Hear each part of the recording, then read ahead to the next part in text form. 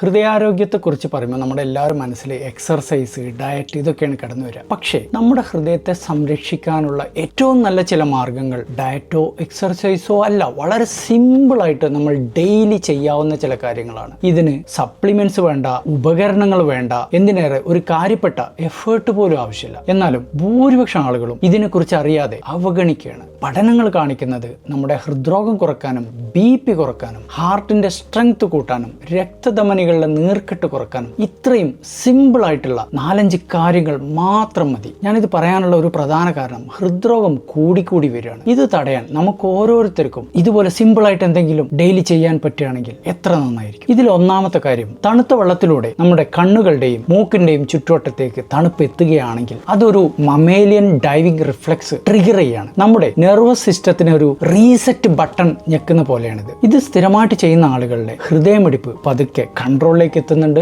രക്തം ഏറ്റവും കൂടുതൽ ആവശ്യമുള്ള ഹൃദയത്തിലേക്കും ബ്രെയിനിലേക്കും തിരിച്ചുവിടപ്പെടുകയാണ്. ഇത് സ്ഥിരമായിട്ട് ചെയ്യുന്ന ആളുകൾക്ക് നല്ല രീതിയിലുള്ളൊരു ഹാർട്ട് റേറ്റ് വാരിയബിലിറ്റി എന്ന് പറയുന്ന അവസ്ഥ എത്തിപ്പെടുകയാണ്. രണ്ടാമത്തത് മൈക്രോ മൂവ്മെന്റ്സ് ആണ്. എന്ന് വെച്ചാൽ ചെറിയ ചെറിയ രീതിയിലുള്ള ദേഹം ഇളകുന്ന അവസ്ഥ. നമ്മൾ ഒരുപാട് സമയം തുടർച്ചയായിട്ട് ഇരിക്കുകയാണ്, കിടക്കുകയാണൊക്കെ ചെയ്യുന്ന സമയത്ത് രക്തം ധമനികളിൽ കെട്ടിക്കിടക്കുന്ന, അതല്ലെങ്കിൽ അതിന്റെ അനക്കം കുറയുന്ന ഒരു അവസ്ഥ എത്തിപ്പെടുകയാണ്. അതിന് പകരം നമ്മൾ ഇടയ്ക്ക് നീറ്റ് സ്ട്രെച്ച് ചെയ്യാണ്, ദേഹം ചെറുതായിട്ട് ഇളകുകയാണ്. അങ്ങനെയൊക്കെ ചെയ്യുന്ന സമയത്ത് നമ്മുടെ കാർഡിയോ വാസ്കുലർ സിസ്റ്റത്തിനെ നമ്മൾ എൻഗേജ് ചെയ്യിപ്പിക്കുകയാണ്. ഇതാണ് ശരീരത്തിന് വേണ്ടത്. മൂന്നാമത്തത് നമ്മുടെ ഡീപ് ബ്രീത്തിങ് എക്സർസൈസുകളാണ്. ഇത് ഹൃദയമിടിപ്പിനെയും BPയെയും കൺട്രോൾ ചെയ്യുന്നുണ്ട്. ഏതൊരു വ്യക്തിയും സ്പീഡിൽ ശ്വാസം എടുക്കുകയാണെങ്കിൽ അത് ബോഡിയുടെ ഒരു സ്ട്രെസ്സിന്റെ അടയാളമാണ്. എന്നാൽ നമ്മൾ വളരെ സ്ലോ ആയിട്ട് ഡീപ്പായിട്ട് ശ്വാസം എടുക്കുകയാണെങ്കിൽ അത് ശരീരം ശാന്തമാണ് എന്നുള്ളതിന്റെ ഒരു മെസ്സേജാണ്. ഇത് എങ്ങനെ ചെയ്യണം എന്നുള്ളത് ഈ വീഡിയോയുടെ അവസാനത്തിൽ ഞാൻ പറയുന്നുണ്ട്. നാലാമത്തത് കാഫ് റേസിംഗ് ആണ്. നമുക്കറിയാം നമ്മുടെ കാലിലെ മസിൽസ് ഒരു സെക്കൻഡ് പമ്പാണ്. കാലിലുള്ള ചീത്ത രക്തത്തെ പമ്പ് ചെയ്തിട്ട് മുകളിലേക്ക് എത്തിക്കുന്ന ജോലി കാലിലെ മസിൽസ് ആണ് ചെയ്യുന്നത്. അതുകൊണ്ട് തന്നെ നമ്മൾ കുറേ നേരം ഇരിക്കുകയോ നിൽക്കുകയോ ചെയ്യുമ്പോൾ കാല്